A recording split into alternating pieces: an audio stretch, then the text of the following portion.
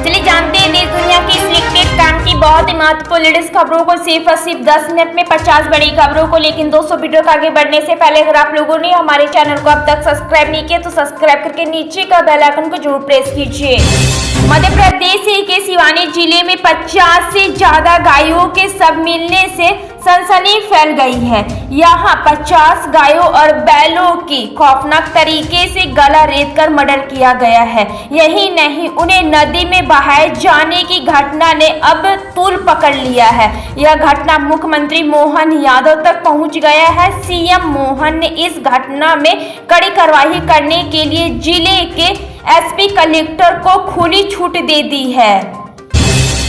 Canada की संसद में भारतीय मूल के सांसद ने खालिस्तानी समर्थकों को जमकर धोया है। भारतीय मूल के सांसद चंद्रा आर्य ने कनाडा की संसद में खालिस्तानी आतंकियों द्वारा हवा में विमान उड़ाए जाने की याद दिलाई। उन्होंने कहा कि खालिस्तानी आतंकवादी भारत ही नहीं कनाडा को भी नुकसान पहुंचा रहे हैं।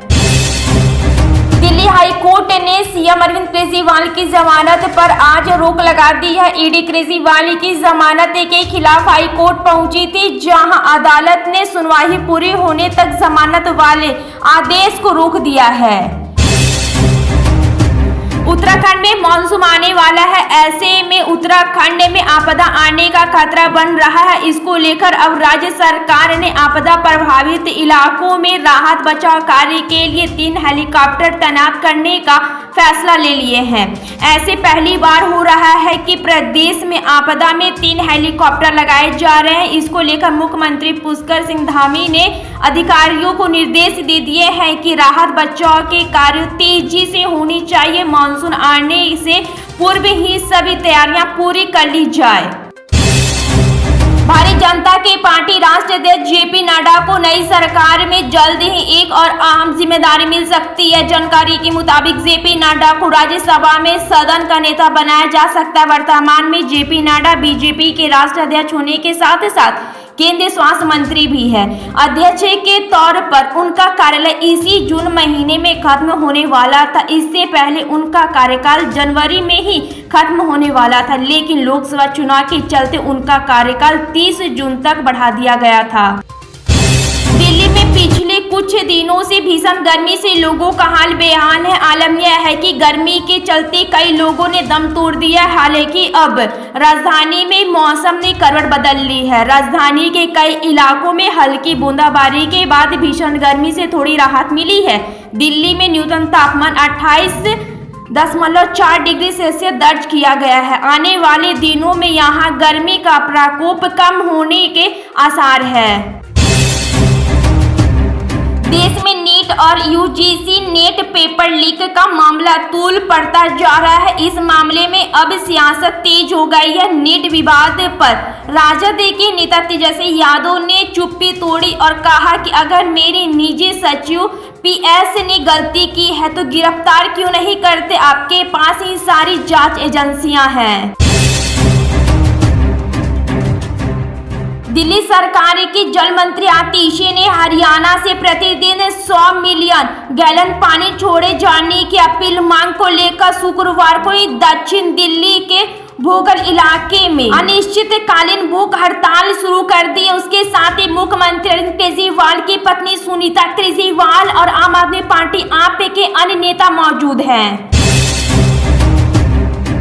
समाजवादी पार्टी के मुखिया और पूर्व मुख्यमंत्री अखिलेश यादव ने नीट परीक्षा में धांधली और यूजीसी एनईटी परीक्षा रद्द होने को लेकर मोदी सरकार की आलोचना की है। उन्होंने यूपी में चल रहे पेपर लीक के लिए योगी सरकार और पीएम मोदी को जिम्मेदार ठहराया है।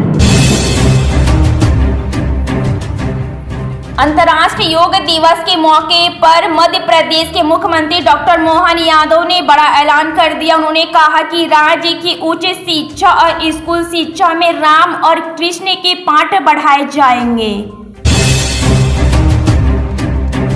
दिल्ली हाई कोर्ट से अरविंद केजरीवाल की रिहाई की रोक लगाने पर शिवसेना यूबीटी नेता संजय राउत ने केंद्रीय जांच एजेंसियों पर सवाल खड़े कर दिए। उन्होंने कहा कि केजरीवाल को झूठे केस में सीबीआई और प्रवर्तन निदेशालय ईडी ने फंसाया है। संजय राउत ने कहा कि अरविंद केजरीवाल अभी भी दिल्ली के मुख्यमंत्री है। जब वे मुख्यमंत्री थे तब उन्हें गिरफ्तार कर लिया गया था। उन्हें मुख्यमंत्री पद से इस्तीफा नहीं दिया है क्योंकि लोगों को विश्वास था कि मुख्यमंत्री रहते हुए उन्हें जेल में डाल दिया गया है। अरविंद केजरीवाल झारखंड के तत्कालीन मुख्यमंत्री हेमंत सोरेन, दिल्ली से 2 या 3 अन्य मंत्री और मुंबई में ईडी और सीबीआई ने कुछ लोगों को झूठे मामले में फंसाया है। मक्का में हज के दौरान 98 भारतीयों की मौत, विदेश मंत्रालय ने दिया जानकारी।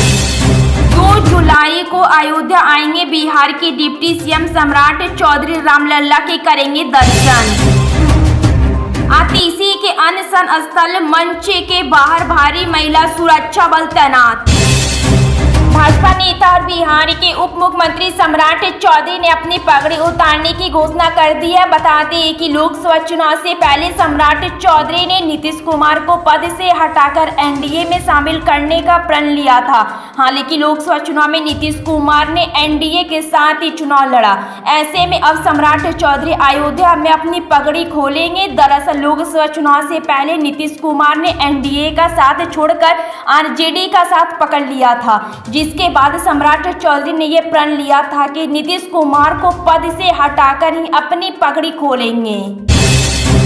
सऊदी अरब के मक्का में हज पर गए 98 भारतीयों की मौत हो गई है। भारत के विदेश मंत्रालय ने इसकी पुष्टि की है। विदेश मंत्रालय ने बताया है कि इस साल भारत से 1,75,000 लोग हज के लिए मक्का गए थे। बांग्लादेश की प्रधानमंत्री शेख हसीना पिछले 15 दिनों के दौरान दूसरी बार भारत दौरे पर आई है। नई दिल्ली में भारतीय अधिकारियों ने उनका स्वागत किया। इससे पहले वह 9 जून को प्रधानमंत्री नरेंद्र मोदी के शपथ ग्रहण समारोह में आई थी, मगर बाद में वापस चली गई थी। अब 2 हफ्ते के अंदर ही शेख हसीना के लगातार दूसरी बार भारत दौरे ने चीन को भी चौंका दिया है।